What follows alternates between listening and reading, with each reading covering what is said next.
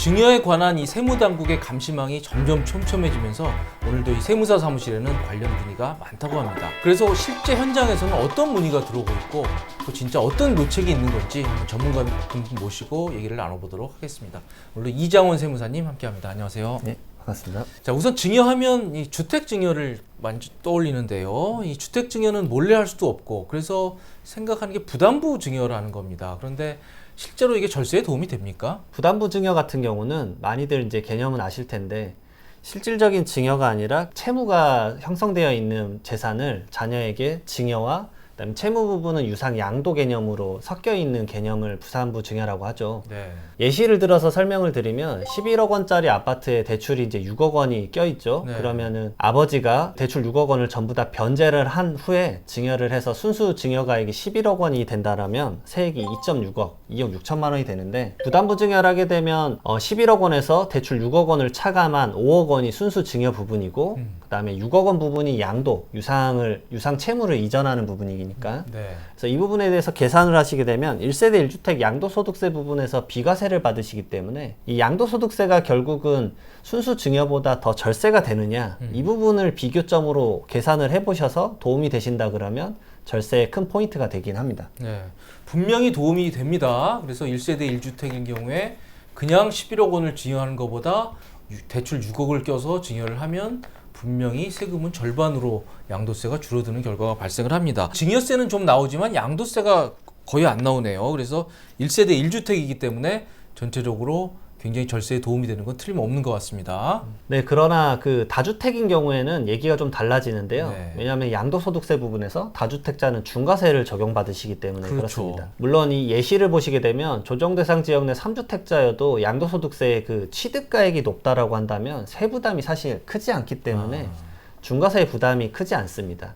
그래서 오히려 일반 증여보다는 부담부 증여가 유리하시고요. 저런 경우에는 이제 양도 차익이 거의 미미하니까 부담부 증여가 여전히 도움이 되네요. 3주택자라 그래도. 하지만 이제 그 취득 시기가 아주 오래됐고 취득가액이 낮다라고 해서 양도 차익이 크신 분들은 그 중과세 할 때 이제 장기보유 특별공제를 적용받지 못하시기 때문에 그렇죠. 이에 대한 양도세 부분이 아주 커지셔서 오히려 부담부 증여가 단순 증여보다는 실익이 없어지게 되는 상황도 펼쳐지게 됩니다. 아, 그렇군요. 저렇게 양도 차익이 어느 정도 될 경우에는 다주택자 아버지의 경우에는 오히려 부담부 증여가 세액이 늘어나는 결과가 발생을 하고 있네요. 여기서 더해서 그 요즘은 이제 양도소득세 부분, 즉 양도소득세가 나오는 부분과 그 증여 부분에 대한 취득세율이 적용이 다르기 때문에 아버지가 증여자 시점에서 증여해주는 부분은 다주택자 같은 경우는 증여취득세가 12%가 되고 그다음에 자녀 입장에서 자녀의 주택수에 따라서 양도세 부분에 대한 양도 채무 부분에 대한 취득세율이 달라지기 때문에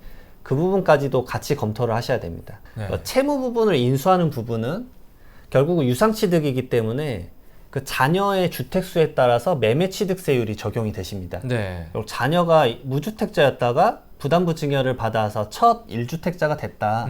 라고 하면 세율이 매매 가액에 따라서 1%에서 3% 적게 적용이 되시잖아요. 그렇죠. 네. 물론 자녀가 이제 주택수가 여러 채였다라고 하면은 3주택자 이상이면 12%가 적용되실 그렇죠. 수도 있고.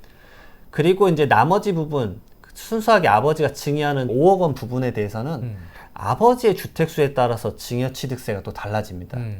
왜냐하면 증여취득세 같은 경우 중간은 증여자가 2주택자 이상이고 조정대상 지역에서 3억 원 이상의 주택을 증여했을 때 수중자가 내는 취득세가 증여자 때문에 달라지게 되는 경우가 발생하죠. 그래서 취득세 부분까지 엮었을 때는 오히려 증여세와 양도세만 고려했을 때는 일반 증여보다 세율이 살짝 컸지만 취득세까지 고려하면 더 절세가 되는 경우도 발생합니다. 부담부 증여가요? 예, 맞습니다. 그렇구나. 그러니까 취득세라는 게 저게 부담부 증여가 두 가지 취득세가 발생을 하네요. 예, 맞습니다. 증여할 때 증여 취득세가 발생을 하고 양도 채무 부분에 대해서 양도 취득세가 양도 발생하고. 취득세가 또 발생을 하기 때문에 또 그런 구조가 참 네, 복잡해집니다. 예. 네. 꼭 그 전문가 상담을 거쳐서 이 세금을 계산해야 될 필요성이 굉장히 커지고 있습니다. 그리고 부담부 중에서 가장 중요한 건 네. 세후 리스크지 않습니까? 네. 결국은 채무 부분입니다. 왜냐하면 부모가 채무를 가지고 있는 걸 자녀가 인수한다는 조건인데 그렇죠. 이 채무 부분을 이제 세무조사에서 그 추징됐었던 바는 부모님이 대신 갚아주는 경우죠. 그런 경우 많잖아요. 네, 부담부 몰래 증여지만 예, 몰래 찔끔찔끔 갚아주는. 네. 네, 맞습니다. 그러나 이제 과세관청에서는 매년 정기적으로 이 채무 상환 금액에 대해서 누가 상환을 했는지, 얼마를 상환했는지를 사후 관리를 하고 있습니다. 네. 이 점을 많이 모르셔서 지금 부담부 증여하고 뭐 어떻게 알겠어 라고 생각하시는 분들이 간혹 있으시고요. 이게 부모 자식 간의 관계가 아니라 부부 간에도 이걸 검토를 하게 되어 있는데요. 예를 들어서 이제 은행 주택 담보 채권 같은 경우는 이런 식으로 이제 상환 관리를 하겠지만 임대차 보증금이 있습니다. 임대차 보증금 같은 경우에 예를 들어서 부부 간에 이제 증여를 해주고 남편이 예를 들어서 아내에게 부담부 증여를 해준 다음에 그 임대차 보증금이 1억 원이었다라고 하면 그 1억 원을 아내가 변제를 해야 되죠. 왜냐면 그렇죠. 소유자가 됐으니까. 그러나 한참 지나고 임차인이 나갈 때 보증금을 이제 경제적 능력이 있는 남편이 대신 변제를 해준다거나 그러게 되면 이제 추후에 사후 관리를 통해서 추징을 당하실 수 있습니다. 네. 세무조사 걸린 케이스들은 주로 1년에서 3년 전 이전에 부담부 증여를 하셨던 분들이 많이 추징을 당하는데요.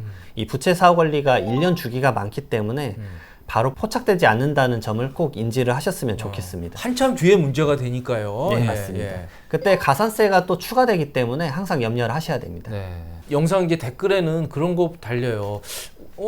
난 했는데 아무 연락도 없던데 라는 건데요. 그냥 물론 넘어갈 수도 있습니다만 몇 년 뒤에 심지어는 나중에 뭐 상속조사 같은 거 할 때 한 7, 8년 뒤에 문제가 되면 훨씬 더 부담은 커집니다.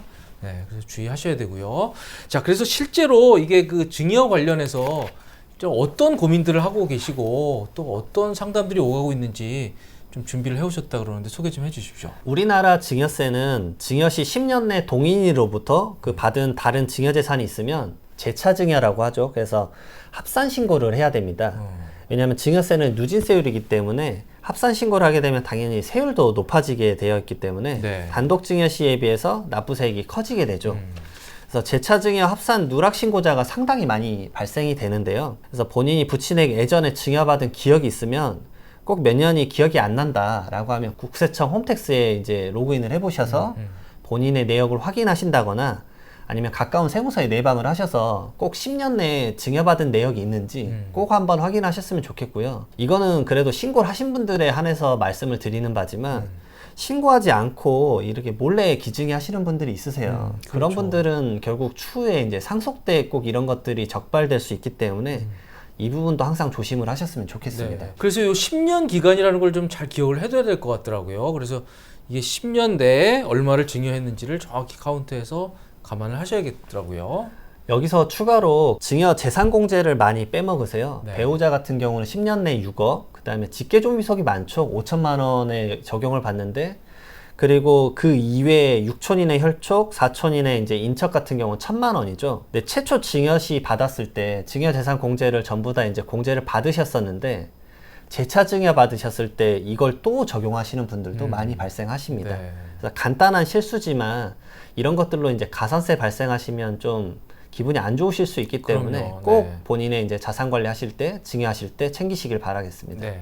그리고 다음 주의하실 점은 그 현재 투기 과열지구나 조정 대상 지역 내에서 거래하는 경우에는 거래가액과 무관하게 그 주택 자금 조달 계획서 쓰시는 거 아실 겁니다. 그래서 이걸 기반으로 대부분 증여세 세무조사가 많이 일어나거든요. 이때 수증자가 그 자금 출처가 명확하지 않으면 그 출처에 대해서 증여세 및 소득세 조사가 일어난다는 건 사실 대중화된 지식이 됐죠. 그렇죠.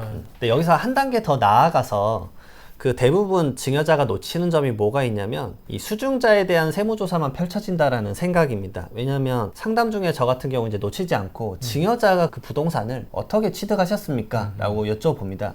왜냐하면 최초 취득 시점에 부친이 그 10억 원의 부동산을 취득을 한 다음에 이를 자녀에게 증여를 했다라고 가정을 하게 되면 부동산을 최초 취득했던 부친의 신고소득은 과연 명확했었는가? 과거에.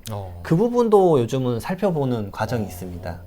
이중으로 그러니까 양쪽으로 압박을 해 들어가는 거네요. 그러니까 네, 수증자와 증여자를. 네. 네, 맞습니다. 결국은 부동산을 취득한 사람이 이제 증여로 취득했을 때나 매매로 취득했을 때나 결국 매도자와 매수자가 전부 다 검토 대상이 될 수 있다라는 점까지 나아가셔야 됩니다. 네.